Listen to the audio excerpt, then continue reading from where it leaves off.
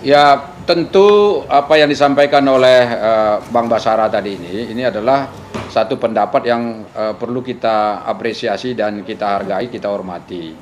Sebagai sebuah pendapat, saya kira ya di politik ya ini tentu perlu juga untuk dikaji oleh semua pihak, ya termasuk kita. Nah, kalaupun misalnya tadi itu ada usulan untuk penundaan untuk amandemen Undang-Undang Dasar 1945 ini, saya kira ini adalah apa namanya pilihan politik terakhir atau terbaru yang dikeluarkan oleh PDIP sebagai sebuah kebijakan partai. Karena setahu saya pada periode yang lalu PDI Perjuangan adalah salah satu fraksi yang paling di depan ya untuk mendorong adanya gagasan perubahan amandemen atau pelaksanaan amandemen Undang-Undang Dasar 1945. Karena pada waktu itu saya juga sebagai sekretaris fraksi PAN di MPR itu ikut juga terlibat untuk membicarakan beberapa unsur-unsur penting ya, poin-poin penting yang akan dilakukan apa namanya amandemen tersebut.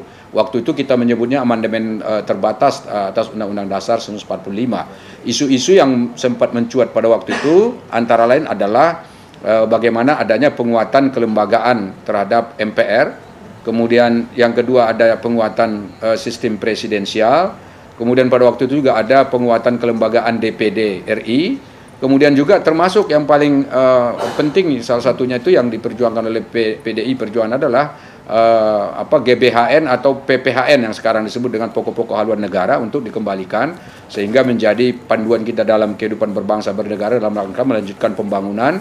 Kemudian ada juga isu bagaimana memfungsikan kembali TAP MPR sebagai salah satu payung hukum yang bisa dijadikan sebagai landasan kita di dalam apa namanya menata kehidupan ketatanegaraan kita. Dan yang terakhir, kalau tidak salah waktu itu ya, yang juga sempat bergulir adalah bagaimana agar MPR ini diberikan kewenangan untuk menafsirkan Undang-Undang Dasar 1945. Di mana kita tahu sekarang pasal-pasal yang bertentangan dengan undang-undang sekarang kan dibahas ataupun diuji materialkan di Mahkamah Konstitusi. Nah, menurut kita sebetulnya MPR sebagai pembuat Undang-Undang Dasar 1945 atau sebagai katakanlah yang memiliki otoritas tertinggi terkait dengan perubahan apapun yang terjadi di Undang-Undang Dasar 1945 itu adalah MPR, maka sebetulnya yang berhak untuk menafsirkan itu adalah MPR itu sendiri. Yang dimana sekarang kewenangan itu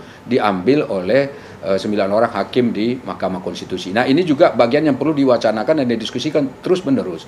Nah, sekarang tadi sebagaimana dijelaskan oleh Bang Basara bahwa ini PDI mengubah haluan. Sekarang ini jangan dululah untuk pembahasan atau amandemen ini dilakukan.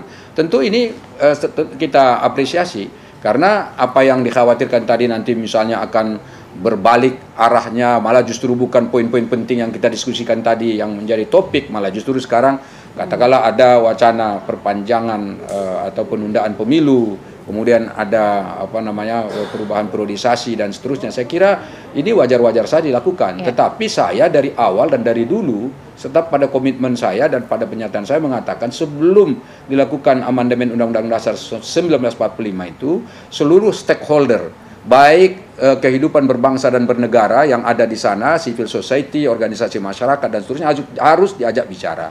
Kemudian seluruh kekuatan politik yang ada di Senayan ini di MPR, baik itu MPR dari semua fraksi dari partai-partai yang ada maupun DPD itu harus dilibatkan untuk membicarakan ini sehingga nanti poin-poinnya itu tidak merembet kemana-mana. Poin-poin itu jadi fokus. Jadi kalau misalnya tadi Pak Basara khawatir akan melenceng, akan menambah kemana-mana, saya kira kalau misalnya di pembicaraan tahap awal itu sudah didiskusikan tidak akan membicarakan hal-hal tertentu, saya kira kalau itu dipegang komitmennya itu tidak akan melenceng dan itu akan tetap pada jalur itu. Sebetulnya Partai Amanat Nasional itu tidak pada posisi katakanlah bersikukuh seperti itu. Karena pilihan-pilihan politik yang dilakukan PAN itu adalah pilihan rasional. Ya. Dalam konteks ini tentu kita rasional untuk menilai. Misalnya kalau hanya didukung oleh PKB, kemudian Golkar dan PAN, maka tentu ini kurang dari 2/3 suara dari anggota MPR yang bisa mengusulkan untuk paripurna untuk melaksanakan katakanlah amandemen seperti itu.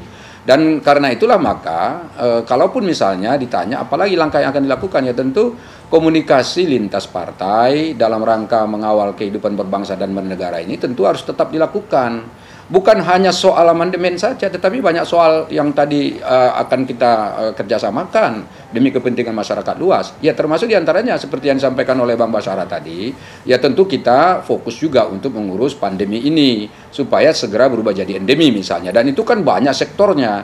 Itu ada sektor namanya ekonomi, ya kan, pendidikan, kesehatan dan seterusnya. Itu semua menjadi perhatian kita. Nah karena itulah maka kami berharap bahwa wacana yang digulirkan ini sebagai sebuah diskusi yang sudah menjadi sorotan publik ini tentu bisa dijadikan sebagai pembelajaran bagi kita semua, dan kami tentu akan ikut keinginan masyarakat luas.